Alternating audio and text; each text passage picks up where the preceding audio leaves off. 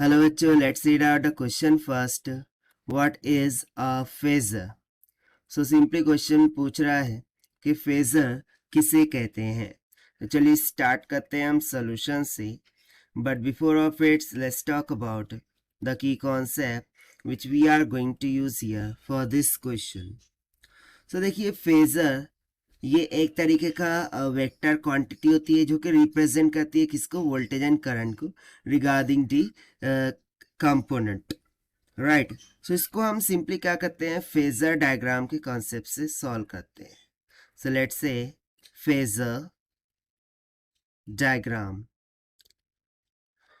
ठीक है.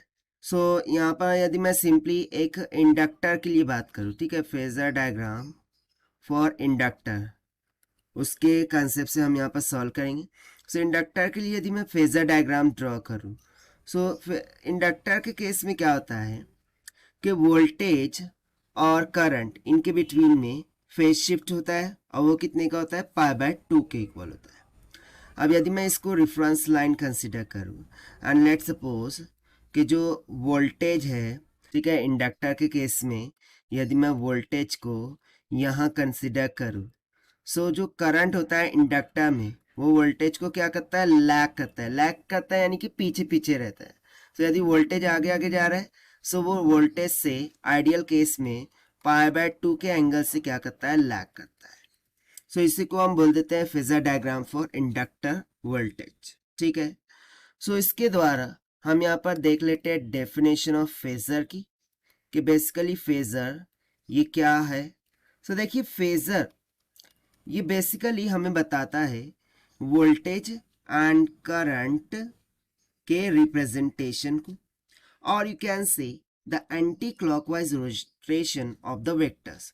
क्योंकि यहाँ पर ये जो वोल्टेज है और ये करंट है, ये एक तरीके से वेक्टर फॉर्म में रिप्रेजेंट किए गए हैं और इन्हीं के एंटी क्लॉकवाइज रोटेशन को यहाँ पर दर्शाया गया है. उसी को हम क्या बोलते हैं? फेजर. सो यहाँ पर हम सिंपली डेफिनेशन क्या लिख सकते हैं कि generally current and voltage are represented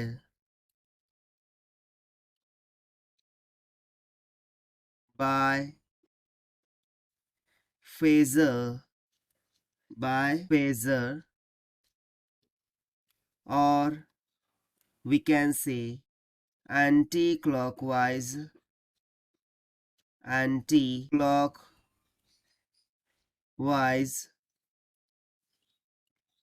rotation vector और rotating vectors, यानी कि एंटी क्लॉकवाइज रोटेटिंग वेक्टर्स के द्वारा हम करंट एंड वोल्टेज को रिप्रेजेंट करते हैं. सो वो जो वेक्टर क्वांटिटी होती है उसी को हम क्या कहते हैं? फेजर कहते हैं. सो इसको यहाँ पर हम सिंपली क्या बोल सकते हैं?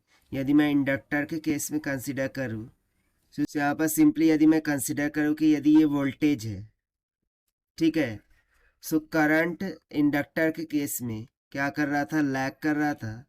यानी कि वो करंट कुछ इस तरीके से आ जाएगा. राइट. इससे ये बेसिकली करंट को रिप्रेजेंट कर रहा है इन टर्म्स ऑफ इंडक्टर, और ये इंडक्टर में से फ्लो होने वाला वोल्टेज को. ठीक है, इंडक्टर के अक्रॉस में जो वोल्टेज है वो, और इंडक्टर्स में से फ्लो होने वाला करंट, ये उसकी क्या है?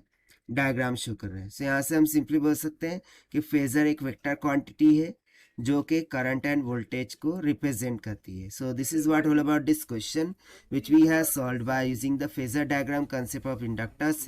So this is the required solution. I hope you understood well. Best of luck. Thank you.